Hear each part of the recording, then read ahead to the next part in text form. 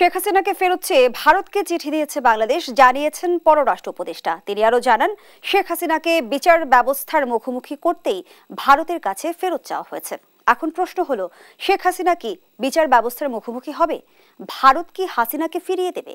অন্যদিকে রাজনৈতিক অঙ্গনে এখন আলোচনার কেন্দ্রবিন্দুতে পরিণত হয়েছে নির্বাচন প্রসঙ্গ। 2025 সালেই নির্বাচন আদায় করে নিতে চায় বিএনপি ও সমমনারা। বিএনপি মহাসচিব মির্জা ফখরুল ইসলাম আলমগীর ভোটাধিকার আদায়ে 5 আগস্টের মতো জনগণকে রাস্তায় নামার আহ্বান জানিয়েছেন। নির্বাচন ও রাজনীতির এপিঠ ওপিঠ নিয়ে আজ আলোচনা করব। দর্শক সবাইকে আমন্ত্রণ জানিয়ে শুরু করছি দেশ টেলিভিশনের নিয়মিত আয়োজন জেরুসালেম নিবেদিত দেশ সাম্প্রতিকের আজকের আয়োজন। আমি ফারনাজ জুই আছি পুরো আয়োজন জুড়ে আপনাদের সঙ্গে। আজকের আলোচনায় আমরা আমন্ত্রণ জানিয়েছি দুজন সম্মানিত অতিথিকে। চলুন এ পর্যায়ে পরিচিত হই। স্টুডিওতে আছেন কমরেড রহিন হোসেন প্রিন্স, সাধারণ সম্পাদক বাংলাদেশের কমিউনিস্ট পার্টি। সেই সঙ্গে আরো আছেন হাসান হাফিজ, সম্পাদক দৈনিক কালের কণ্ঠ ও সভাপতি জাতীয় প্রেস ক্লাব। দুজনকেই আমন্ত্রণ জানাচ্ছি আজকের আলোচনায়। কমরেড রহিন হোসেন প্রিন্স, আপনাকে দিয়ে আলোচনাটা শুরু করি। টিভি পর্দায় নিশ্চয়ই আপনিও দেখেছেন এই সংবাদটি। শেখ হাসিনাকে ফেরত চেয়ে ভারতকে চিঠি দিয়েছে বাংলাদেশ, জানিয়েছেন পররাষ্ট্র উপদেষ্টা। ইতোমধ্যে ভারতও আসলে চিঠি পাওয়ার বিষয়টি নিশ্চিত করেছে, কিন্তু প্রশ্ন হলো, শেখ হাসিনা বিচার ব্যবস্থার মুখোমুখি হবে কিনা, ভারত ফিরিয়ে দেবে কিনা? না, ধন্যবাদ আপনাকে। আমি হাফিজ ভাই সহ যারা শুনছেন তাদেরকে ধন্যবাদ জানাচ্ছি, শুভেচ্ছাও জানাচ্ছি। আমার মনে হয় এটা নিয়ে খুব একটা আলোচনার মানে কি বলে ম্যাচিউরড হয় নাই এখনো সময়। তবুও ছোট মন্তব্য যদি করতে চান, তাহলে প্রথম কথা হচ্ছে যে দ্রুত ফিরিয়ে দেওয়ার আমি আলামত দেখি না। কারণ ভারত যে কারণে তাকে প্রশ্রয় দিয়েছে এবং ভারত এবং তার একটা বিরাট অংশ মিডিয়া সৈন্যদের যা ভূমিকা এটা সবাই জানি, তাতে সেটা প্রত্যাশার কোনো কারণ নেই। কিন্তু আমি যেটাকে জরুরিভাবে দেখতে চাই সেটা হলো, বা দ্বিতীয় কথা বলতে হয় যে এর কতগুলো আইনগত দিক আছে। আমাদের সাথে তাদের কি চুক্তি, হয়তো সে ধরনের কথাবার্তা বলবে। কিন্তু সবচেয়ে বড় খবর আমার বিবেচনায় হবে যে এইটা ভারতের দৃষ্টিভঙ্গিটা কি। কারণ ভারতকে উত্তর দিতে হবে। আমরা কিন্তু একটা দৃষ্টিভঙ্গি পরিষ্কার বুঝতে পারবো, দেখতে পারবো। সেইটাকে আমার ধারণা এড়িয়ে যাওয়া ভারতের পক্ষে সম্ভব হবে না। মানে কালক্ষেপণ হয়তো করতে পারে নানা কারণে, কিন্তু সেইটাও আমরা দেখতে পাবো এবং আমরাও পরবর্তী অবস্থা বুঝে সরকার তার যেমন ভূমিকা পালন করবে, আমরাও বাইরের থেকে। কারণ আমরা তো বলেছি যে জুলাই আগস্টে যে হত্যাকাণ্ড সংগঠিত হয়েছে এটাকে বিশেষ ট্রাইব্যুনালে বিচার খুবই জরুরি হয়ে পড়েছে, অনেক বিচারের মতো এটা খুবই জরুরি। সুতরাং সেক্ষেত্রে একটা অ্যাসিড টেস্টই হবে বলে আমার কাছে মনে হয় ভারতের ঘটনায়। এটাই আমার বিবেচনায় আপাতত এইটুকের বাইরে এখন আলোচনাটা আমি খুব প্রয়োজনীয় মনে করছি। ধন্যবাদ জানাচ্ছি কমরেড রহিন হোসেন প্রিন্স। ছোট্ট করে হাসান হাফিজ, আপনার কাছে একই প্রশ্ন নিয়ে আসতে চাই, শেখ হাসিনাকে ভারত ফিরিয়ে দেবে কিনা? বিগত সময়ে ভারতের যে হেজিমনি দেখেছি আমরা এবং গণঅভ্যুত্থান পরবর্তী সময়ে ভারতের আচরণ, সবকিছু মিলিয়ে আপনার মতামত। ভারতের পররাষ্ট্রমন্ত্রী কিন্তু কয়েকদিন আগে একটা কথা বলেছেন, সেটা খুবই তাৎপর্যপূর্ণ বলে আমি মনে করি। তিনি বলেছেন যে ভারতের পররাষ্ট্রনীতিতে পরিবর্তনটা জরুরি। এটা একটা সিগনিফিকেন্ট কথা। এবং ভারতের পররাষ্ট্র সচিব বাংলাদেশে এসেছিলেন বিক্রম মিশ্রি, তিনি কিন্তু বলে গেছেন যে কারো অবস্থান সুসম্পর্কে বাধা হয়ে দাঁড়াবে না। আমরা এখন ভারতের কাছ থেকে তাদের কথা এবং কাজের আমরা মিল দেখতে চাই, পরিষ্কার কথা। ভারত যদি হাসিনাকে সেখানে টিকিয়ে রাখে, আশ্রয় দিতে থাকে ক্রমাগত, সেটাই সম্পর্কের টানাপোড়েন যেটা চলছে সেটা আরও চলবে এবং আরও তীব্রতর হবে। ফলে বাংলাদেশই শুধু একলা ক্ষতিগ্রস্ত হবে না, ভারত নিজেরাও ক্ষতিগ্রস্ত হবে। ভিসা বন্ধ করেছে, আপনি জানেন যে ভারতে অনেক জায়গায় কান্নাকাটি শুরু হয়ে গেছে। আমাদের পর্যটন বন্ধ হয়েছে, চিকিৎসা, তারপরে নানান কিছু মার্কেটিং, সব কিছুর ক্ষেত্রে কিন্তু একটা প্রভাব পড়ছে এবং ভারত সরকারের উপরে একটা চাপ তৈরি হবে বলে আমি মনে করি।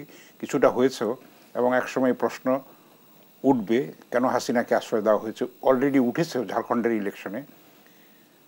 আমরা দেখব যে ভবিষ্যতে আরও এটা তীব্রতর হবে এবং একসময় ভারত ফেরত দিতে বাধ্য হবে বলে আমি বিশ্বাস করি। সেটা অবশ্য একটু সময় সাপেক্ষ ব্যাপার। তো এবং উনি রাজনীতি করেন, আমি তো রাজনীতির লোক না, উনি বলতে পারবেন দালাই লামার আশ্রয় দেওয়া আর হাসিনার আশ্রয় দেওয়া কিন্তু কোনো ক্রমেই এক নয়। ফলে এইটা কিন্তু ভারতকে অনেক মূল্য দিতে হবে বলে আমি মনে করি।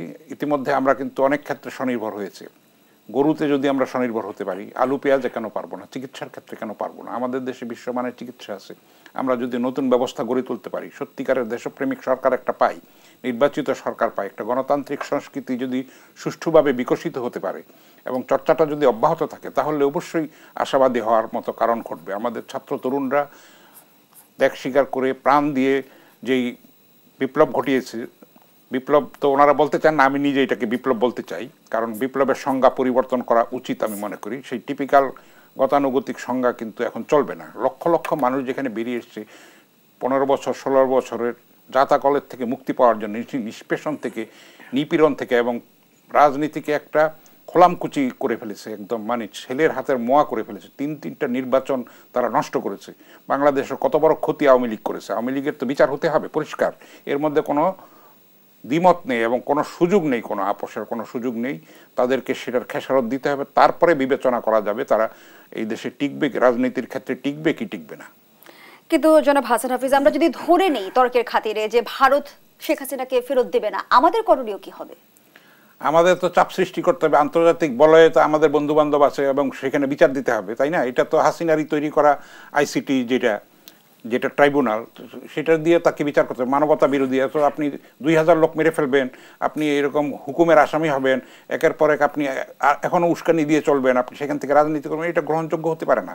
দুই দেশের সম্পর্কের কিন্তু এটা টানাপোড়েন। আমি বলেছি যে আপনি ভারতের আশেপাশের সমস্ত প্রতিবেশীর সঙ্গে সম্পর্ক নষ্ট হয়েছে। বাংলাদেশের সঙ্গে তথাকথিত স্বামী স্ত্রীর, হাসিনার পররাষ্ট্রমন্ত্রীর এই ভাষায় আমি বলতে চাই, স্বামী স্ত্রীর সম্পর্ক ছিল, সেটা আমরা দেখতে পাচ্ছি। এটা কত ন্যাক্কারজনক একটা জাতির জন্য একটা চপেটাঘাত এই ধরনের চিন্তা করা, এই ধরনের কথা বলা। তো সেরকম একটা অসম সম্পর্ক তৈরি হয়েছিল ভারতের সঙ্গে, আমরা সেটা চাই না।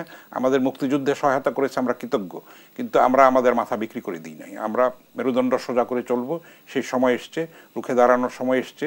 আমাদের 4 কোটি তরুণ রাস্তায় আছে, তারা ওয়াচডগ হিসেবে কাজ করছে। কোনো রাজনৈতিক দল যখন স্বৈরাচারী হবে তারা আস্থা করে নিক্ষেপ করবে, পরিষ্কার কথা, এর মধ্যে কোনো সুযোগ নাই, মানে দ্বিতীয় কিছু ভাবার কোনো সুযোগ নেই। ধন্যবাদ জানাচ্ছি আপনাকে কমরেড রহিন হোসেন প্রিন্স।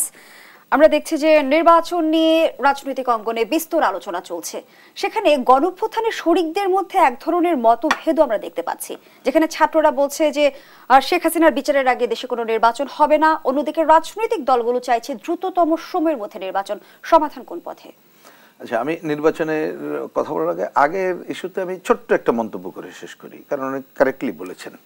আমার মনে হয় আমরা প্রথমে হিসাবটা এটা করতে হবে যে ভারত তার ভূমিকা দেখার পর আমাদেরকে প্রথমে একটা আইনগত ব্যাপার আছে, তারপরে যদি আইনগত কোনো জটিলতা থাকে দুই দেশের সাথে আমাদের আইনের আরও কিছু করার আছে কিনা দেখতে হবে, না হলে আমাদের আন্তর্জাতিক অঙ্গন আছে, এটা মনে রাখতে হবে। আর মনে রাখতে হবে, এটা উনি কারেক্টলি বলছেন, যেটা অন্যকে আশ্রয় দেওয়া আর শেখ হাসিনাকে আশ্রয় দেওয়াতে এক। বাংলাদেশ কি শেষ পর্যন্ত আইসিসির দ্বারস্থ হবে?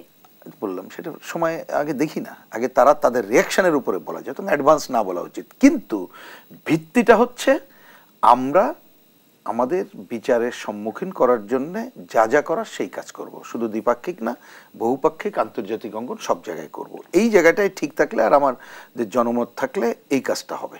এটাই হচ্ছে আমি এই বিষয়ে বললাম। আর আরেকটা ভারত নিয়ে আরেকটা মন্তব্য করে ছাড়ি, এটা আমরা দীর্ঘদিন ধরে বলে আসছি, তাদের সাথে শুধুমাত্র একটা না, কারণ তাদের আমাদের এই দেশের হাই কমিশনার বলেছিলেন যে একটা সম্পর্ক নিয়েই আমাদের সব হবে না, ওনারাও বলেছেন। হ্যাঁ, আমরা তো এটাকে ওয়েলকাম করে বলি যে এটা আপনাদের মনে রাখা উচিত যে পুরো আরও যতগুলো সংকট আছে, বরঞ্চ সেই সম্পর্ক কিভাবে মানে জনগণের সম্পর্ক বিল্ড আপের জন্য এই সংকট দূর করা যায় কিভাবে, সেই জায়গায় আসতে হবে। আর একটা মনে রাখতে হবে, অতীত দিনের সম্পর্ক আর 5ই আগস্টের পরের সম্পর্ক এক না, এটা জরুরি বলে রাখলাম।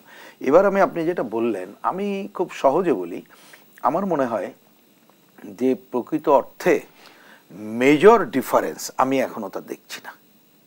মানে এই যে বললেন যে রাজনৈতিক দল এবং অন্যদের মধ্যে মেজর ডিফারেন্স নেই, ডিফারেন্স কতটুকু আছে আমাদের তরুণ বন্ধুরা অনেকেই বলছেন, কিন্তু এটা তারাও আমার ধারণা বোঝে, এটা না বোঝার কারণ নেই। একটা শেখ হাসিনা বা এই হত্যাকারীদের বিচার যদি বলি বা পুরো সংস্কার প্রক্রিয়া শেষ করার কথা বলি, তাহলে বাস্তবতা কি? বাস্তবতা হচ্ছে সংস্কার তো পৃথিবী যতদিন থাকবে ততদিন চলতেই থাকবে, এটা মনে রাখতে হবে। আর বিচার, এটা তো আপনি ইচ্ছা করলে কাল পরশু পারবেন না। এবং আমাদের এখন যেটা বলা হয়েছে ওটা কারেক্টলি বলা হয়েছে যে আমরা যা করব সবই স্বচ্ছতার ভিত্তিতে করব, তার জন্য সময় লাগবে। কিন্তু আমার মনে হয় যে পয়েন্ট সেটা না, পয়েন্টটা হচ্ছে আমি যদি বুঝে থাকি যে একটা হচ্ছে যে ওরাও যেটা চায় যে বিচারের প্রক্রিয়া পজিটিভলি শুরু দেখতে চায়, আর একটা সংস্কারের কাজ অন্ততপক্ষ ঐক্যমতের ভিত্তি থেকে যতটুকু হলো সেটাও শুরু দেখতে চাই। আমরাও তো তাই চাই, আমরা আমাদের পার্টি বা বাম জোট আমরাও সেই পয়েন্ট বলতে চাই। আমরা তো নির্বাচন কালকেই চাইনি, আমরা বলেছি যে নির্বাচন ব্যবস্থার একটা আমূল সংস্কার ছাড়া ভালো নির্বাচন হবে না, সেটা করতে হবে। আর একটা হচ্ছে আপনার অন্যান্য যে সংস্কারের বিষয় আছে সেইটাকে ঐক্যমত্যের ভিত্তিতে তৈরি করে এই যে অন্তর্বর্তীকালীন তারা কাজটা শুরু করবে, যাতে করে আগামীতে যারা আসবে তারা ওই কাজ ঠিকমতো করার প্রচেষ্টা নেবে। যদি না করে জনগণের উপরে ছেড়ে দিতে হবে, জনগণ তাদের বিরুদ্ধে ব্যবস্থা গ্রহণ করবে, অন্যরাও ভূমিকা নিতে পারবে। এটাই এখন দাঁড়িয়েছে, এটা খুবই স্বাভাবিক। আপনি মনে রাখবেন এটা তো অন্তর্বর্তীকালীন সরকার, এবং এইটাই বাস্তবতা যে এই সময়ে ধরেন মানুষের জীবনের যে চাহিদা, মিনিমাম দ্রব্যমূল্য, আইন শৃঙ্খলা পরিস্থিতি এবং আরও অনেক বিষয়ে তারা কিন্তু যথাযথ ভূমিকা রাখতে পারছে না। আমরা সবটা আশা করব তাও না, কিন্তু রাখতে তো তাকে হবে, না হলে মানুষ হতাশ হবে, মানুষ ক্ষুব্ধ হবে। এইরকম একটা জায়গায় যদি চলতে থাকে তাহলে আপনি মনে রেখেন পেছনে তো বিভিন্ন অপশক্তি আছে না, পতিত গ্রুপ আছে, এই যে দীর্ঘদিন অগণতান্ত্রিক শাসনে বেড়ে ওঠা নানা অপশক্তি আছে, অনিলেবেন বিরাজনীতিকরণের শক্তি আছে। আর সরকার ক্ষমতায় এলে পতিত শক্তির কি আসলে ষড়যন্ত্র থেমে যাবে না? একটু শেষ করে দিই, এটা একটা বলে নিই, কংক্রিট করি। আরেকটা হচ্ছে মনে রেখেন যে বিদেশের আধিপত্যবাদী শক্তি, সাম্রাজ্যবাদী শক্তি আছে। তাহলে আমরা বলছি যে এই শক্তিগুলো একটা সুযোগ পেয়ে যাবে। সুতরাং যদি আমাদের চোখের সামনে একটা রোড ম্যাপ থাকে, এবং সেই রোডম্যাপের আগে, খালি রোডম্যাপ না, রোডম্যাপের আগে রাজনৈতিক দলগুলোর সাথে কথা বললে হয়তো তারাই প্রস্তাব করুক যে আমরা ভালো নির্বাচনের জন্য 1, 2, 3, 4 কথার কথা বললে এই 20টা বিষয়ে সংস্কার চাই। তার রাজনৈতিক দলগুলো আমরা যদি ঐক্যমত্য হয়ে পড়ি যে 20টা না 22টা করতে হবে বা 18টা করতে হবে, তার জন্য যা সময় লাগবে সেটা নিয়ে করব, সে ব্যাপারে আমরাও বলেছি সেটা 25 সাল অতিক্রম করার কোনো কারণ নাই। আর আপনি যেটা বললেন ওটার উত্তর কিন্তু সহজ, এইটা উত্তরের এই আশাটা একটা অবান্তর জিনিস। ওই যে কথায় কথা আপনারা এবং অনেকে বলেন একটা নির্বাচিত হলে, তো এটা তো একটা ভুল তত্ত্ব। নির্বাচিত কারা হবে তার উপরে নির্ভর করছে। আপনি ধরেন একটা নির্বাচিত যদি একটা খারাপ শক্তিকে নির্বাচিত করেন তাহলে তো আপনি আশা করতে পারবেন না। বা কথার কথা এমন একটা শক্তিকে নির্বাচিত করলেন যে আদৌ সংস্কার চায় না। তা সুতরাং আপনি ওই তত্ত্ব আগে এসেন না, ওইটা ছেড়ে দিতে হবে জনগণের উপরে। জনগণ যদি প্রকৃত নীতিনিষ্ঠ শক্তিকে দেখে নির্বাচিত করে, তারপরে হয়তো সেই শক্তি মানে কোন ধরনের শক্তি করবে তার কাছ থেকে বেশি আশা করবে। কিন্তু আমি তাও বলি এইটা মনে রেখেন, একদিনে সব ভালো কাজ হবে না। জনগণের চোখ দৃষ্টিভঙ্গি যদি ঠিক থাকে এবং সে যদি ঠিক মতো ভূমিকা পালন করতে পারে তাহলে হবে। যার জন্য ধরেন আমি অন্য আলোচনায় যাচ্ছি না, সংস্কারে আমরা বামপন্থীর অনেকদিন ধরে বলছি আপনি না ভোট রাখেন, রিকল সিস্টেম করেন। আমি অন্য পয়েন্টে গেলাম না। তাইলে হবে কি, আপনি ধরেন ভোটে দাঁড়াইলেই আমি কিন্তু বা আপনি যাকে খুশি তাকে ভোট দিতে বাধ্য হবেন না। আমি একজন নির্বাচিত হয়ে গেলে সে 5 বছরের জন্য জমিদার থাকতে পারবে না যদি রিকল সিস্টেম থাকে। তাহলে মানুষের সচেতনতা হলে, ধরেন আপনাকে নির্বাচিত করলে এলাকার মানুষ যদি মনে করে যে না 1 বছরের মধ্যে আপনি ভালো কাজ করছেন না, সে লিখিত দেবে এবং নির্বাচন কমিশন রিকল সিস্টেমে করবে। উদাহরণ দিলাম, মানে এই ধরনের সেফটি ক্লজ রাখাটাই হচ্ছে সংস্কারের কাজ। সেইটা করেও আপনি কাল পরশু নির্বাচিত যদি যাকেও আপনি ভালো মনে করবেন, এখন বাংলাদেশের বাস্তবতায় সব যে একটা দুধের নহর বয় দেবে সেইটাও আপনি কাল পরশু আশা করবেন না। কিন্তু গণতান্ত্রিক ধারা হলে আপনি একটা সময় না একটা সময় পজিটিভ দিকে আমরা আগাতে পারবো, সেটাই আমরা চাইছি। জনাব হাসান হাফিজ, নির্বাচন সংস্কার কমিশনের প্রধান এবং সুজনের সম্পাদক বদিউল আলম মজুমদার বলেছেন, আমরা হয়তো কেউ ভুলে গেছি, আবার কেউ বলার চেষ্টা করছে যে সংস্কার আরো পরে হলেও হবে। আমাদের অন্যতম দাবি ছিল গভীর সংস্কার, যাতে পুরনো কর্তৃত্ববাদী ফ্যাসিবাদী সরকারের আর পুনরাবৃত্তি না ঘটে। তাই সংস্কারের পক্ষে ব্যাপক জনমত সৃষ্টি করতে হবে। আমরা কি গণ অভ্যুত্থানের স্পিরিট থেকে দূরে সরে যাচ্ছি? সংস্কারের নামে তো অন্তহীন সময় দেওয়া যাবে না। সংস্কার তো একটা চলমান প্রক্রিয়া। উনি যেটা বললেন, সংস্কার 2 বছর পর একটা নতুন ক্রাইসিস হলে আপনাকে তো সেটা অ্যাড্রেস করতে হবে। আপনি আগাম সেটা কি করে করবেন, তাই না? একটা মোটামুটি একটা সহনশীল পর্যায়ে গেলে, ভোটার লিস্টটা সেইভাবে হলে একটা গ্রহণযোগ্য, সুষ্ঠু, স্বচ্ছ, প্রত্যেকের ভোটাধিকার নিশ্চিত করা যায় এরকম একটা ব্যবস্থা যদি আমরা প্রবর্তন করতে পারি, নিশ্চিত করতে পারি, তাহলে কিন্তু নির্বাচনটা হতে পারে। সেটা তো একটা মোটামুটি 2025 সালের শেষ নাগাদ এর মধ্যে আশা করা হচ্ছে, হয়তো এগিয়ে আসতে পারে এটা, তাই না? এখানে অন্তর্বর্তী সরকারে যারা আছে তারা যে সবাই ক্ষমতা খুব উপভোগ করছে আমি এটা মনে করি না। অনেকে খুবই তিতিবিরক্ত, তারা কিন্তু চান্স পেলে একটু চলে যেতে চাচ্ছেন, এরকম স্বয়ং প্রধান উপদেষ্টাও আমি মনে করি। কারণ এটা তার সঙ্গে আমার 2 বার দেখা হয়েছে অন্তত, আরও যা পড়ছি জানছি সেগুলির থেকে বলতে পারি আমরা। এবং তাদের সততা নিয়ে আমরা প্রশ্ন করছি না।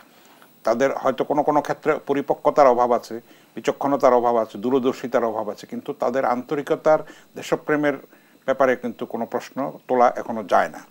তবে হ্যাঁ, নিত্যপণ্যের তারা সেটা সামাল দিতে পারেনি, মূল্যস্ফীতি তারা করতে পারেনি। কিন্তু আবার দেখেন আমাদের প্রবাসী রেমিটেন্স যোদ্ধা ভাইয়েরা যেই কন্ট্রিবিউট করছে, আমাদের রিজার্ভ কিন্তু 20 বিলিয়ন ছাড়িয়েছে। যেটা আমাদের অনেক দিনের স্বপ্ন ছিল। এবং হয়েছে কি, এটা দিয়ে আপনি কিন্তু টাকা জমাচ্ছেন, কিন্তু মূলধনী যন্ত্রপাতি আপনি আনতে পারছেন না, তারপরে বিনিয়োগ হচ্ছে না, ফলে সমস্যাটা থেকে যাচ্ছে, বেকারত্ব বেড়ে যাচ্ছে, মূল্যস্ফীতি বেড়ে যাচ্ছে। আপনি 1 টাকার জিনিস আপনাকে 10 টাকা দিয়ে কিনতে হচ্ছে, কথার কথা। তো এই সংকটগুলি আছে, এগুলি আস্তে আস্তে আশা করি কেটে যাবে। হতাশার কিন্তু জনাব হাসান হাফিজ, সংস্কার একটি চলমান প্রক্রিয়া, এটি সত্য, কিন্তু বিগত সময়ের প্রেক্ষাপট আর বর্তমান বাস্তবতা কি এক কিনা? বৈষম্য বিরোধী ছাত্র আন্দোলনের নেতারা কিন্তু প্রশ্ন রাখছে যে এতগুলো মানুষ কিংবা গণঅভ্যুত্থান শুধুমাত্র নির্বাচনের জন্য হয়নি। আমি সে বিষয়ে আলোচনায় ফিরতে চাই একটা বিরতির পর। দর্শক, জেরুসালেম নিবেদিত দেশ সাম্প্রতিকের এই পর্যায়ে একটা বিরতি নিচ্ছি, সাথেই থাকুন।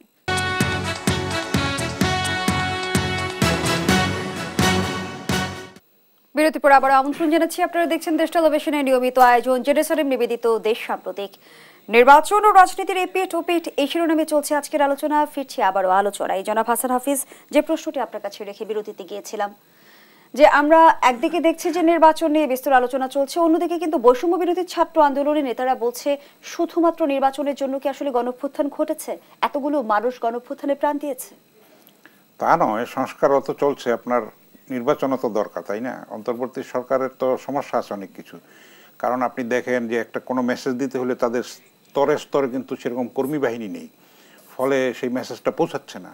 তো তারা, এবং আমি বললাম না, অনভিজ্ঞতাও তো কিন্তু আছে তাদের, এই কারণে তারা সেভাবে এক একটা সমস্যার মোকাবেলা করতে পারছে না।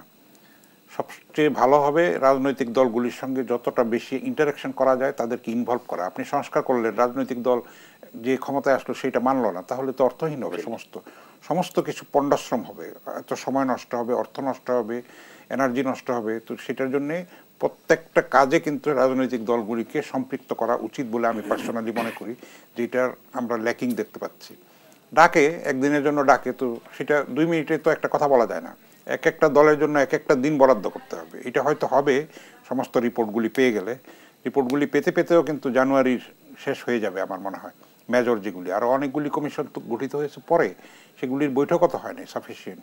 তো সংস্কারও চলতে থাকবে, নির্বাচনের জিনিসটাকে প্রায়োরিটি দিয়ে সেটাকে একটা রোডম্যাপ দিতে হবে। এটা হয়তো জানো যে এই জন্য রাজনৈতিক দলগুলি চাপ সৃষ্টি করে রাখছে। তারা জানে চাপটা তৈরি করে রাখতে হবে, না হলে কিন্তু একটু অন্যরকম হয়ে যেতে হবে। অনেক ফ্যাক্টর তো আছে, আমরা দেখতে পাচ্ছি যে একটার পর একটা ষড়যন্ত্র হচ্ছে, চক্রান্ত হচ্ছে এই সরকারকে ব্যর্থ করার জন্যে। সেটার জন্য আমাদের পাশের দেশ আছে, অন্যান্য শক্তি আছে যারা আমাদের এই অর্জনটাকে ধূলিসাৎ করতে চায়। সেগুলির ব্যাপারে আমাদের সচেতন হতে হবে। এখনও ষড়যন্ত্র চলমান, এবং নির্বাচিত সরকার এলেও সেটা চলমান থাকবে, কিন্তু ঐক্য দিয়ে সেটাকে, বৃহত্তর ঐক্য দিয়ে এগুলিকে মোকাবেলা করতে হবে। ধন্যবাদ জানাচ্ছি আপনাকে কমরেড রহিন হোসেন প্রিন্স। রাজনৈতিক দলগুলো এখন যতই ভালো কথা বলুক না কেন, ক্ষমতায় গেলে তারা হয়তো আবার বদলে যেতে পারে, এমন আশঙ্কার কথা এসেছে সুজনের গোলটেবিল আলোচনায়। রাজনৈতিক দলগুলোর প্রতি এখনো কেন এত আস্থাহীনতা? না, আস্থা আসবে কিভাবে? আমি তো আস্থা আসার এখনো কোনো লক্ষণ দেখছি না। একেবারে আমি মানে একটু কাঠখোট্টা উত্তর দিলাম। আপনি সেটা আশা করবেন কিভাবে? আশা করতে চান না, প্রথম কথা। কারণটা কি? কারণটা হচ্ছে, যদি বলেন এক একটা রাজনৈতিক দল, আমার বিবেচনায় এটা একটা কি বলে কঠিন কথা হইলেও বলতে হচ্ছে আর কি, যে কঠিন মানে আমি বোঝার জন্য কঠিন বলেছি, অন্য কিছু কঠিন না। আমাদের থেকে বোধধারা এটাকে আরো সহজ বুঝবে। একটা রাজনৈতিক দল মানে কি? এক একটা শ্রেণীর স্বার্থ রক্ষা করে। তা আপনি সে যে শ্রেণীর স্বার্থ রক্ষাকারী দল, তার শ্রেণীর স্বার্থই তো রক্ষা করবে। আপনি সব শ্রেণীর স্বার্থ তো রক্ষা আশা করতে পারবেন না। কিন্তু আপনি যদি এমন স্বার্থ রক্ষাকারী দলকে নির্বাচিত করেন সে জনগণের স্বার্থ রক্ষা করবে, তাহলে আপনি তার কাছ থেকে আশা করতে পারবেন। আপনি তো কি বলে যে তেঁতুল গাছে ভালো মিষ্টি আম আশা করতে পারবেন না। এইটা হচ্ছে সাধারণ বিষয়। কিন্তু তারপর আমি বলবো যে একটা অভিজ্ঞতা বা সময় একটা ফ্যাক্টর, এটা মনে রাখেন। যেমন ধরুন 90-তে এইখানে কতগুলো রূপরেখা হয়েছিল, আচরণবিধি হয়েছিল, কিন্তু এটাই সত্য, 90-এর পরে পালাক্রমে যারা ক্ষমতায় ছিল কোনো দল কথা রাখেনি।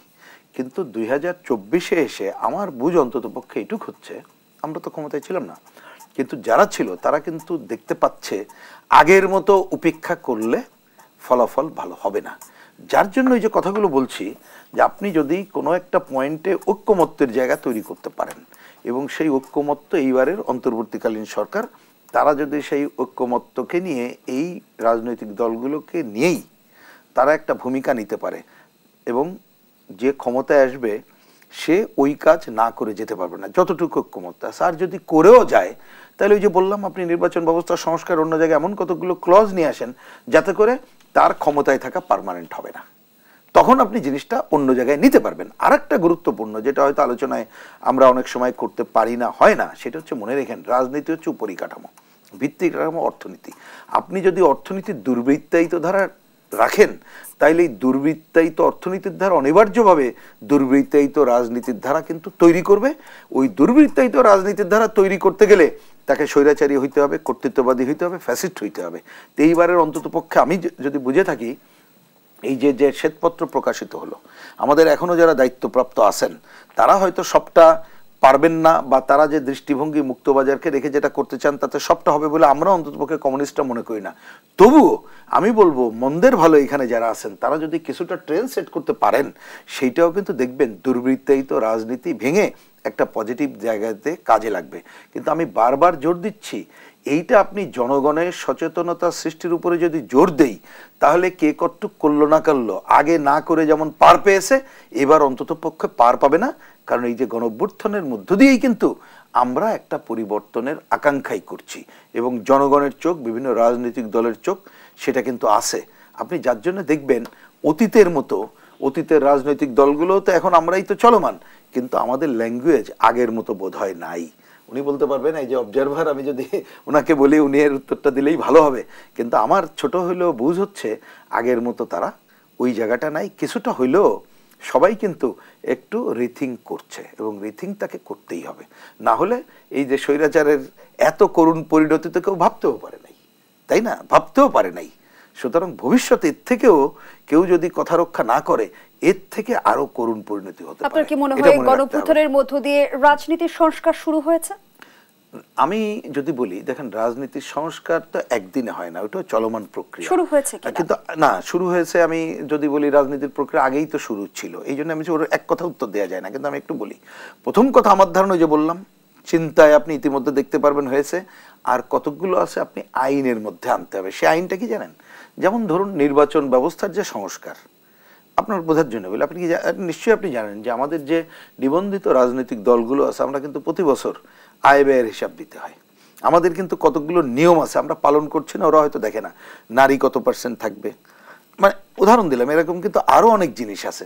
তো এইবার আমরা সংস্কার আলোচনায় যদি ঐক্যমতের ভিত্তিতে আরো কতগুলো পয়েন্ট নিয়ে আসি, তাহলে কিন্তু আমরা অন্তত পক্ষে ওই যে বললাম, যার যার শ্রেণী স্বার্থ আমরা ত্যাগ করব না, কিন্তু কতকগুলো আইনি কাঠামোর মধ্যে আসতে কিন্তু আমরা বাধ্য হব। তাহলে সংস্কার শুরু না, আমি তো বলি যে সংস্কারের মধ্যে কিন্তু আছে সব রাজনৈতিক দল, বিশেষ করে আমি তো বামপন্থীদের কথা বলি, আমাদের কথা বলি। আমরা ধরেন আগামী বছর আমাদের মানে বড় কংগ্রেস, যেটা ওনারা জানেন আমরা করব, আমি তো মনে করছি যে আমাদের কতগুলো কমিশন গঠন করতে হবে। এই যে তরুণ প্রজন্ম, তাদের চিন্তা করতে হবে। আমরা যে শ্রেণীর কথা বলি, তাদেরকে কেন আনতে পারছি না? আমরা এত ভালো কথা বলি, আপনিও সবাই মিলে বলেন, তবু মানুষ কেন আনছে না? আমরা তো আপনার কাছ থেকে পরামর্শ নেব, ওনার কাছ থেকে পরামর্শ, সবার কাছ থেকে পরামর্শ নিয়ে আমরা আমাদের কাজটা করতে চাইবো। তো এরকম আমি ধারণা করি সব দল যদি তাদের নীতিনিষ্ঠ পজিশনটা চিন্তা করে, আমি যদি তার শ্রেণী স্বার্থ রেখেও, তাহলে যেতে বাধ্য। আর কতগুলো আইনি কাঠামোর মধ্যে আসলে আমরা অন্ততপক্ষে আপত্তির কিছু দেখি না। আমরা সেই রকম একটা পজিটিভ জায়গা যেতে চাই, কারণ সেই পজিটিভ জায়গা ছাড়া কিন্তু দিন যতই বলি না কেন, রাজনৈতিক দলগুলোর উপরে মানুষ যদি আস্থা হারিয়ে ফেলে, তাহলে দিনান্তে শেষে কি হবে? আসলে তো ক্ষতিগ্রস্ত রাজনৈতিক দলগুলোই হবে। এবং যেসব দল এটার কি বলবো যে দাবিদার, এখনো পর্যন্ত যে কথা বলছি বা তারা বলছে সবাই মিলে, তাতে তো তাদেরকে জনগণ আর পাত্তা দেবে না, তখন নতুন শক্তির উপরেই জনগণ নির্ভর করবে। এ কথা আমাদেরকেও বুঝতে হবে। ত্রয়োদশ নির্বাচন নিয়ে যখন রাজনৈতিক অঙ্গনে আলোচনা চলছে, তখন ত্রয়োদশ নির্বাচনে আওয়ামী লীগ অংশগ্রহণ করবে কি করবে না, সে বিষয়ে আমরা নানামুখী আলোচনার সমালোচনা দেখছি। শেষাংশে আমরা এই বিষয়টি নিয়ে আলোচনা করতে চাই। আবারও বিরতির সময় হয়েছে। দর্শক, জেরুজালেম নিবেদিত দেশ সাম্প্রতিকের এই পর্যায়ে আবারও বিরতিতে যাচ্ছি, সাথেই থাকুন।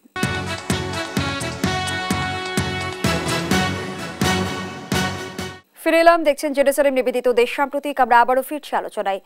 জনাব রহিন হোসেন প্রিন্স, যে আলোচনায় আমরা ছিলাম, ত্রয়োদশ নির্বাচনে আওয়ামী লীগ অংশগ্রহণ করবে কি করবে না, এ নিয়ে আমরা রাজনৈতিক অঙ্গনে নানামুখী আলোচনার সমালোচনা দেখছি। আপনার মতামত? আমার মনে হয় যে এখন এটা অপ্রয়োজনীয় আলোচনা। অপ্রয়োজনীয় আলোচনা, ত্রয়োদশ নির্বাচন হোক, সময় বলে দেবে। আর আওয়ামী লীগের তো আমি কোনো নৈতিক অধিকারই এখন দেখি না। বরঞ্চ তাদের এবং তাদের যারা নেতৃবৃন্দ ছিল এত বড় হত্যাকাণ্ডের সাথে জড়িত, তারা কিভাবে বিচার ফেস করবে, কিভাবে কি করবে, এটা তাদের বিষয়। সুতরাং আমার মনে হয় এই আলোচনাটা করেই আমরা মানে অপ্রয়োজনীয় আলোচনা করছি, এটা আমি প্রয়োজন দেখি না। গতকালের নির্বাচন ব্যবস্থা সংস্কার কমিশনের প্রধান বলেছেন যে কারা নির্বাচনে আসবে, কারা যোগ্য, কারা যোগ্য নয়, সেই সিদ্ধান্ত নেবে ইসি। না, ওনারও কথা বলা উচিত না। আমি বলছি উনি আগের দিনও বলেছেন, ইসিরও ব্যাপার না। আমি আগেই বলে দিই আপনাকে, ওটা আমি জানি না উনি পুরোটা কি বলেছেন। প্রথম বিষয় হচ্ছে যে আমরা, কারণ ইসির ব্যাপার না আমি এই অর্থে বললাম যে প্রথমে আমরা নির্বাচন সংস্কারের মধ্যে কি ক্লজ রাখছি। ধরুন উদাহরণ দিই, তো ভালোই জানেন, আপনিও জানেন যে আমাদের এখনো পর্যন্ত নির্বাচনী নিয়মে আছে যারা যুদ্ধ অপরাধীর দায়ে অভিযুক্ত তারা নির্বাচনে অংশ নিতে পারবে না, মানবতা বিরোধী, মানবতা বিরোধী। তা ন্যাচারাল। তা আপনি এই ধরনের, আর একটা হচ্ছে খুবই স্বাভাবিক, আমাদের দেশে সভা সমাবেশ সংগঠিত করার, রাজনৈতিক দল গঠন করার অধিকার আছে। আবার বর্তমান প্রচলিত ধারায় যদি সে নিবন্ধিত থাকে তাহলে সে মার্কা পাবে, ইলেকশন করতে পারবে, নাহলে স্বতন্ত্র করতে পারবে। তা আপনি ওইটাকে আমরা সংস্কারের সময় কি কি ক্লজ আনছি, সেই ক্লজের মধ্যে তারা কি কিভাবে পড়বে তার উপরে নির্বাচনে অংশ নেওয়া না নিয়ে পড়বে। সুতরাং আমি এই কারণে এটা অ্যাকচুয়ালি প্র্যাকটিক্যাল হয় না যে ইয়েস নো এই ধরনের উত্তর দেওয়া। এইটুকু আমি এটা এই পয়েন্টে বলতে চাই। প্রধান নির্বাচন কমিশনার কিছুদিন আগে বলেছে যে আওয়ামী লীগের নির্বাচনে আসা না আসার রাজনৈতিক সিদ্ধান্ত, সেটি আসলে কিভাবে হয়? না, আমি মনে করি এইটাও এক অর্থে কারেক্ট না। মানে কি, ওই অর্থে ওইটুক কারেক্ট আমি বলতে পারি যে আমরা রাজনৈতিক দলগুলো মিলেই তো এই যে সংস্কারের ডিসিশনগুলো নেব, ক্লিয়ার? তাহলে সংস্কারের মধ্যে আমরা যদি এমন ক্লজ না রাখি যে ক্লজের ভিত্তিতে আওয়ামী লীগ নির্বাচনে ধরেন যে অংশগ্রহণ করায় কোনো বাধা নেই, তাইলে করতে পারবে, সেই অর্থে বললে ঠিক আছে। কিন্তু আমার মনে হয় যে এইটা এখন আলোচনারই এজেন্ডা হওয়া উচিত না। আলোচনার এজেন্ডা হবে নির্বাচনের সময় আসলে আমরা কোন ক্লজের ভিত্তিতে নির্বাচন করছি, বিভিন্ন রাজনৈতিক দলের অংশগ্রহণের কি কি বিষয় থাকছে সেটাই নির্ভর করবে। আমি যদি বলি, যেটা ওই যে আমি এটা বলতে চাচ্ছিলাম না, কিন্তু আপনার হয়তো প্রভোকেশন আমি বলতে বাধ্য হচ্ছি। ধরেন কালকে যদি নির্বাচন ডিক্লেয়ার দেয়, আওয়ামী লীগ তো এখনো নিবন্ধিত দল, তার মার্কা আছে, আপনি কি তাকে বাতিল করতে পারবেন? পারবেন না। তা সুতরাং আমি বলছি এই জন্য অপ্রয়োজনীয় আলোচনা। সুতরাং যখন নির্বাচন হবে তখন নির্বাচনে আমাদের যে ক্লজগুলো থাকবে তার উপরেই ওইটাই বলে দেবে সে কি করবে না করবে। কিন্তু আবার এখন বলি, ধরেন আজকের যে পরিস্থিতি, ওই যে আমি যেটা একটু আগে বললাম যে নির্বাচনে আওয়ামী লীগ অংশ নিতে পারে, মার্কাও ঠিক আছে, কিন্তু আপনি বলেন তো কালকে যদি নির্বাচন ডিক্লেয়ার হয়, আওয়ামী লীগের কারোর পক্ষে রাস্তায় নেমে ইলেকশন করার কোনো ক্ষমতা আছে? তারা জনগণের কাছে যাওয়ার কি কোনো ক্ষমতা আছে? আমি তো কোনো ক্ষমতা দেখি না তাদের। সুতরাং আমার মনে হয় ওই আলোচনাটার কোনো ম্যাচিওর্ড আলোচনা এখন না। আমাদের এখন দরকার যে আমরা নির্বাচন ব্যবস্থার কি কি সংস্কার করে দ্রুত নির্বাচনে যেতে পারি, এবং এমন জায়গায় যাব, ওই পয়েন্টে আমি কারেক্ট ঠিকই আছে, যে যাতে করে আমাদের স্বৈরাচারী ব্যবস্থা বারবার ফিরে না আসতে পারে তার কতটুকু আমরা সেফটি ক্লজ দিয়ে আটকাতে পারি। একদিনে আমরা সব পারবো না, কারণ এগুলো কিন্তু শেষবেলা নির্ভর করবে জনগণ কি চায়, তারা কাকে রায় দিচ্ছে তার উপরে। সেইটাও জনগণ সচেতন হতো, কাল পরশু আপনি সব পারবেন না। সুতরাং এগুলো একটা বড় দাগের বিষয়, কিন্তু আমরা একটা পজিটিভ স্টার্ট করতে পারি কিনা, যে ভালো শক্তি, নির্বাচনে নীতিনিষ্ঠ শক্তি জিতে আসুক এবং স্বৈরাচারী শক্তি যাতে নির্বাচনে না জিততে পারে। হ্যাঁ, প্রথমে না জিততে পারে, কিন্তু আমি কথাটা বলেছি, মানে জনগণই ভোট দেবে না। যদি কাগজে কলমে দাঁড়ানোর সুযোগ পায় জনগণ ভোট দেবে না, কিন্তু মূল যে জায়গাটা ধরতে হবে কোনোভাবে যাতে স্বৈরাচারী ব্যবস্থা ফিরে না আসতে পারে, সেই সেফটি ক্লজ যদি আমরা কিছুটা হলেও রাখতে পারি, আমি কিছুটা খুব সচেতনভাবে বললাম, সেইটাও আমি মনে করি এবারের এক ধাপ অগ্রগতি। আপনি 100% খুব ভালো মেলা আশা করলে এটা একটা ভুল কাজ করবেন। আগামী 2 মাসের মধ্যে ছাত্ররা নতুন রাজনৈতিক দল গঠন করতে যাচ্ছে এবং ছাত্রদের নতুন গঠিত হওয়া রাজনৈতিক দল নিয়েও নানামুখী আলোচনা চলছে, যেখানে রাষ্ট্রীয় পৃষ্ঠপোষকতায় রাজনৈতিক দল গঠন হলে অন্তর্বর্তী সরকারের গ্রহণযোগ্যতা কমে যাবে বলে মন্তব্য করেছেন বিএনপির সিনিয়র যুগ্ম মহাসচিব রুহুল কবির রিজভী। ছাত্রদের নতুন রাজনৈতিক দল নিয়ে কি বলবেন? প্রথম কথা, ছাত্রদের না, ছাত্ররা আলাদা রাজনৈতিক দল করে এটা আমি জীবনেও শুনি নাই। আমার ধারণা এবারও সেটা হচ্ছে না। ছাত্ররা একটা রাজনৈতিক দল করে শুনছেন নাকি? আমি শুনি নাই। রাজনৈতিক দল ইতিমধ্যে দেখতে পাচ্ছি, যেমন একসময় যারা বৈষম্য বিরোধী আন্দোলন ছিল, এটা মনে রেখেন, আপনি আগের পার্টি যখন জিজ্ঞেস করেছেন এই সুযোগে সেটাও বলি, বৈষম্য বিরোধী আন্দোলনে একসময় দেখবেন অন্যান্য ছাত্র সংগঠনগুলোরও পার্টিসিপেশন ছিল, ক্লিয়ার। আর একটা ছিল সাধারণ ছাত্র সমাজের, কিন্তু তারা কিন্তু এখন বৈষম্য বিরোধী ছাত্র আন্দোলন হয়তো নাম রেখেছে, এই লোকগুলো নাই, সব দল যার যার হয়ে গেছে না। আপনি বিএনপি থেকে শুরু করে ছাত্রদল, ছাত্র ইউনিয়ন সব তো তার কাজ করছে। তারা তো আর ওই কমিটিভুক্ত নাই, তারা আলাদা কমিটি করেছে, তারা একটা নাগরিক কমিটি করেছে, সুতরাং তারা কিন্তু নাই। আমার কথা হচ্ছে তারা বাংলাদেশে নতুন রাজনৈতিক দল হলে আমরা ওয়েলকাম করি, কোনো অসুবিধা নেই। এখন ধরেন যদি বলেন আমাদের সাথে, আমরা যদি দেখি গণতন্ত্রের পক্ষে, মুক্তিযুদ্ধের পক্ষে, মুক্তবুদ্ধির পক্ষে, তাদের সাথে আমাদের পজিটিভ জায়গা হইতে পারে। কিন্তু আমরা যদি দেখি একটা রাজনৈতিক দল হলে সে স্বৈরাচারের ব্যবস্থাই কায়েম করতেছে, সে ফ্যাসিবাদী ব্যবস্থা কায়েম করতে চাই, সে একটা সাম্প্রদায়িক দল, তা আমাদের সাথে তাদের সম্পর্ক থাকবে না, তারা করবে তাদের বিষয়, সেটা কোনো আমি সমস্যা দেখি না। কিন্তু এইটা খুবই কারেক্ট মনে রাখতে হবে যে কোনো অন্তর্বর্তীকালীন সরকারের সহযোগিতা নিয়ে ছত্রছায়ায় কোনো রাজনৈতিক দল যদি গঠিত হয়, আমি কথা দায়িত্ব নিয়েই বলছি, শুরুতেই মুখ থুবড়ে পড়বে। জনগণের কোনো কি বলবো ম্যান্ডেটও তারা পাবে বলে আমার মনে হয় না, কারণ অতীত দিনে এই অভিজ্ঞতা আমাদের আছে। আমাদের প্রধান উপদেষ্টা ইউনূস সাহেব অনির্বাচনের সময় রাজনৈতিক দল করতে গিয়েছিলেন না, তো উনি তো এত বড় মানুষ, তাকে করতেই তো উনি পারলেন না। সুতরাং ওইটা না, জেনুইন জায়গা থেকে কেউ রাজনৈতিক দল করলে করুক। এবং আমি আরেকটা কথা একটু বাড়তি বলি, ধরুন এইবারের অনেক ছাত্র এবং মানুষ যারা কোনো রাজনৈতিক দল করে না, বরঞ্চ রাজনৈতিক বিমুখ ছিল, তাদেরকে কেউ যদি কোনো রাজনৈতিক দল আনতে পারে পজিটিভ জায়গায়, আমি তো ব্যক্তিগত ওয়েলকাম করি। আমি তো চাই তারা আমার দলে আসুক। আমার দলে না আসলে তারা নতুন জায়গায় থেকে তারা স্বৈরাচারী ব্যবস্থার উচ্ছেদ চায়, বৈষম্য বিরোধী কাজ চায়, এইরকম জায়গা থেকে তারা যদি কোনো নতুন প্ল্যাটফর্ম গড়ে তোলে, ওই রকম পজিটিভ জায়গা থেকে, যারা মুক্তিযুদ্ধকে আফোল্ড করে, 2024-এর গণ অভ্যুত্থানের আকাঙ্ক্ষাকে আফোল্ড করে, আমি তো ব্যক্তিগতভাবে আমি বলি আমি তো ওয়েলকাম করতে চাই। কারণ যাদেরকে আমরা এই রাজনৈতিক অঙ্গনে আনতে পারছি না, ওই ধরনের পজিটিভ শক্তি দিয়ে যদি কেউ দাঁড়াইতে চায় দাঁড়াক, কোনো অসুবিধা নেই। এবং আগামী নির্বাচনে জনগণ যদি তাদেরকে ম্যান্ডেট দেবে, আমার তো কোনো অসুবিধা নেই। আমি তো চাইবো যে মানুষকে আরো রাজনৈতিক সচেতন হয়ে আসুক। আমি যেমন আমার দলকে চাই সামনে আনতে, আরো অনেক পজিটিভ শক্তি আসুক, সেটা চাইবো, ওয়েলকাম করব। কিন্তু ওই যে কিংস পার্টির নামে কেউ যদি আসতে চায়, কেউ যদি মুক্তিযুদ্ধকে বিতর্কিত করতে চায়, কেউ যদি মনে করে যে এইটা বাংলাদেশ নতুন করে স্বাধীন হলো, আমরা মুক্তিযুদ্ধকে মানব না, 72-এর সংবিধানকে একেবারেই ছুঁড়ে ফেলে দেবো, নিশ্চয়ই জনগণই তার কিন্তু কি বলবো যে তার জবাব জনগণই দেবে। ধন্যবাদ জানাচ্ছি জনাব হাসান হাফিজ। নির্বাচন সামনে রেখে বিগত সময় আমরা দেখেছি যে সরকারের প্রত্যক্ষ মদতে কিংস পার্টি গঠন হয়, কিন্তু এবার রয়েছে অন্তর্বর্তী সরকার। অন্তর্বর্তী সরকার তো কোনো রাজনৈতিক সরকার নয়, অরাজনৈতিক সরকার আসলে কিংস পার্টি কেন তৈরি করবে? করার কথা নয় তো সেটা। আপনি দেখেন যে গত ইলেকশনটা যেটা হলো শেখ হাসিনার সময়, সেটা তো আমি ডামি তুমি নির্বাচন ছিল, তাই না? এর আগে রাতের নির্বাচন হয়েছে, তারপর বিনা প্রতিদ্বন্দ্বিতার নির্বাচন, সিস্টেমটাকে নষ্ট করে ফেলেছে। আপনি রাজনীতিতে এত দুর্বৃত্তায়ন হয়েছে, কালো টাকা এবং কলুষ ব্যবসায়ীদের যেই প্রাধান্য সংসদে, সৎ লোকের তো সেখানে জায়গাই ছিল না, তারা নির্বাচিত হবে কি করে? এমন একটা কলুষ ঢুকিয়ে দিয়েছে, ক্লেদ পুজে তারপর গলিত হয়ে গেছে রাজনীতি, তাই না? সেটা থেকে এই ভাগার থেকে রাজনীতিকে সুস্থ রাজনীতি গড়ে তুলতে কিন্তু সময় লাগবে। একটা নির্বাচনেই যে খুব আমরা একটা মানে ভেস্তে চলে যাব, এটা মনে করাটা ভুল হবে। কয়েকটা নির্বাচন হইতে হবে, ধীরে ধীরে সেটা একটা ক্যালাসিত হতে, ক্রিস্টালাইজড হইতে সময় লাগবে। ফলে আমাদের কিন্তু আরো অনেক দূর পথ পাড়ি দিতে হবে। আমরা প্রাথমিক বিজয়টা অর্জন হয়েছে আমাদের, কিন্তু আমাদের সামনে চ্যালেঞ্জটা হচ্ছে সবচেয়ে বড়। এই যে অভ্যুত্থানের ফলে যেটা আমরা পেয়েছি, একটা পরিবর্তনের যে একটা ক্ষেত্র আমরা পেয়েছি, বিশ্বে আমরা বর্ষসেরা দেশ হয়েছে, ভালো কথা, কিন্তু সামনে যদি আমরা এটাকে স্থায়ী করতে না পারি, টেকসই করতে না পারি, সংহত একটা রূপ না দিতে পারি, তাহলে কিন্তু এই অর্জনটা ব্যর্থ হয়ে যাবে। জনাব হাসান হাফিজ, আমরা প্রাথমিক বিজয়ের কথা বলছি, আমরা বলছি গণঅভ্যুত্থানের মধ্য দিয়ে আমরা ফ্যাসিবাদের বিলুপ্তি ঘটিয়েছি, কিন্তু ফ্যাসিবাদের দোষরা তো এখনো বহাল তবিয়তে থেকে নানামুখী ষড়যন্ত্রে লিপ্ত। আমরা কেন আসলে সিন্ডিকেটে হাত দিতে পারছি না? আমরা কেন দ্রব্যমূল্য নিয়ন্ত্রণ করতে পারছি না? কেন আইন শৃঙ্খলা পরিস্থিতির আমরা যদি বলি যে কোনো উন্নতি দেখছি না? দেখছেন না, কারণ স্তরে স্তরে ফ্যাসিবাদ এই 15 বছরে একটা ভেস্টেড ইন্টারেস্ট হয়ে তাদের লোকদেরকে এত বসিয়েছে। এটা পুলিশের প্রধানও বলেছে যে 80-90 হাজার পুলিশকে বাদ দিয়ে দিতে হবে, তাহলে সেটা তো সম্ভব না, আপনার ঠক বাঁচতে গা উজাড় হয়ে যাবে। তো এইটা করতে সময় লাগবে, কিন্তু এগুলিকে রিফাইন করতে, কলুষমুক্ত করতে অনেকখানি সময় লাগবে। সিন্ডিকেট ভাঙতে পারছেন না আপনি, সিন্ডিকেটের মধ্যেও তো সেই সব পলাতক লোকেরা আছে, তাই না?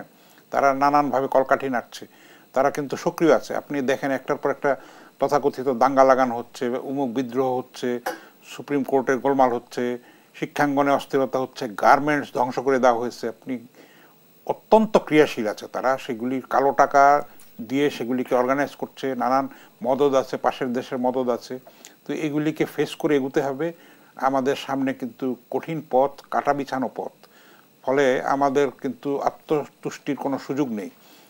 আরও দেশপ্রেমের পরিচয় দিতে হবে, আরো ধৈর্য এবং সংযমের পরিচয় দিতে হবে। ধন্যবাদ জানাচ্ছি জনাব হাসান হাফিজ। কমরেড রহিন হোসেন প্রিন্স, আমাদের রাজনীতিতে জার্সি বদলের এক ধরনের যদি বলি প্রচলন রয়েছে। বিগত সময় আমরা নানা প্রেক্ষাপটে এমনটি দেখেছি। স্বৈরাচারের দোসররা অন্যান্য রাজনৈতিক দলে যে অনুপ্রবেশ করবে না, সেই নিশ্চয়তা আমরা কোথা থেকে পাবো? না, নিশ্চয়তা পাওয়া সহজ। সেটা হচ্ছে, আপনি বোঝার জন্য বলি যে আমি আবার একটু ফিরে আসছি, ভালোই আলোচনা হলো। সেটা হচ্ছে, আমরা যে নির্বাচন ব্যবস্থা সংস্কার করে যে নির্বাচন চাই, আমরা যদি সংস্কারের মধ্যে আগে কিন্তু এই ক্লজটা ছিল, সেটা হচ্ছে যে একটা রাজনৈতিক দলের মনোনয়ন পেতে গেলে দৃশ্যমানত ওই দলের 3 বা 5 বছরের সদস্য হতে হবে, তার অ্যাক্টিভ কাজ থাকতে হবে। তারপর অনেক স্বাক্ষর লাগবে, তাই না? না, ওই স্বাক্ষরটা তো পরে, যে তাহলে সে ওই দলের মনোনয়ন পাবে। ক্লিয়ার? তা আমরা যদি এইটাকে এবারও যাচাই বাছাই করে আমরা যদি ওই সেফটি ক্লজগুলো আনতে পারি, তাহলে ধরুন রিসেন্টলি যে অন্য দল করে, সে তো কালকে আর একটা দলে যোগ দিয়ে কিন্তু তার কোনো লাভ হবে না।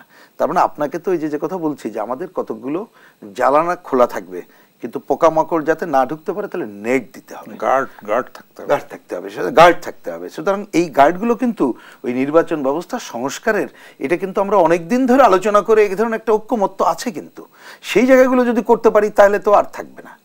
বুঝাইতে পারছি কিনা? ধরুন কথার কথা যে আমাদের কমিউনিস্ট পার্টি কাস্তে মার্কা আছে।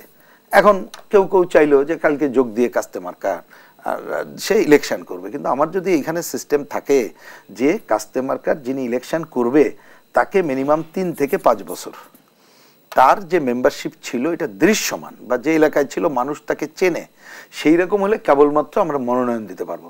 তাহলে কেউ যদি এই গতকাল পরশু আমাদের এখানে ঢুকতে চায়, ঢুকলো, নির্বাচন কমিশন তাকে বাতিল করে দেবে, তাহলে কোনো লাভ নাই।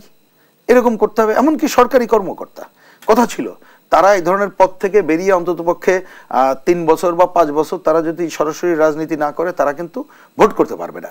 সুতরাং আমাদের তো নির্বাচন কমিশনের নির্বাচন ব্যবস্থা সংস্কার আলোচনা আছে, এবং আমরা কিন্তু বারবার বলছি উইদাউট নির্বাচন ব্যবস্থা সংস্কার আমরা কিন্তু নির্বাচন চাই না। আমরা বলেছি সুষ্ঠু গ্রহণযোগ্য নির্বাচনের জন্য যা সংস্কার করার দরকার তাই করতে হবে, কারণ বিগত দিনে একেবারে নির্বাচন ব্যবস্থাকে ধ্বংস করে দেওয়া হয়েছে। এবং আমরা মনে করি যে কিন্তু বেশি দিন যাওয়ার দরকার নেই, কারণ যাকে দায়িত্ব দিয়ে দেওয়া হয়েছে বদিউল আলম মজুমদার সাহেব, ওনার সাথে কিন্তু গত প্রায় 2 দশক ধরে আমরা এই কাজগুলো করে আসছি। দর্শক, এখানেই শেষ করছি জেরুজালেম নিবেদিত দেশ সাম্প্রতিকের আজকের আয়োজন। ধন্যবাদ এতক্ষণ আমাদের সাথে থাকার জন্য।